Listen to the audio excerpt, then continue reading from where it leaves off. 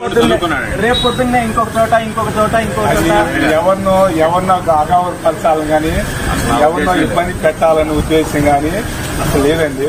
ఇక్కడ మీకు ఆ ఉద్దేశం మా ఊళ్ళో అట్లా కాదన్నా, చూడొచ్చు ఒకసారి. ఇంకో రకంగా గెలికినట్టుంది. క్లియర్ గా తెలంగాణ హైకోర్టు ఆర్డర్ ఇచ్చింది.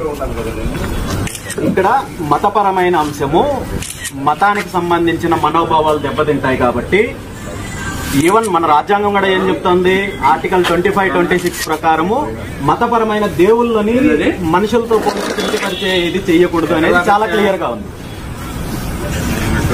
అండ్ దీని ఏమన్నా ఐపీసీ సెక్షన్ 295, 298 ప్రకారం తీసుకుంటే కూడా ఇది నేరం.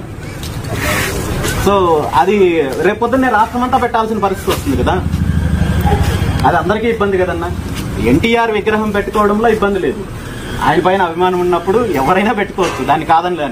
కానీ కృష్ణుడి రూపంలో అనేది కరెక్ట్ కాదు కదన్నా.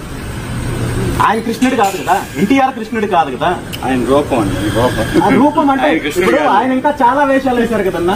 ఇప్పుడు రావణాసుడు వేషాలు వేశాడు, కర్ణుడు వేషాలు వేశాడు. ఇప్పుడు రేపొద్దున్నే ఇంకొక 10 మంది అట్లా కాదన్నా, కృష్ణుడి వేషము ఇంకా 10 మంది కూడా వేస్తారు. ఇప్పుడు వాళ్ళందరినీ కూడా ఇవి తీసుకొని వస్తే అసలు దేవుడిని పూర్తి స్థాయిగా కించపరిచినట్టు అవుతుంది కదా.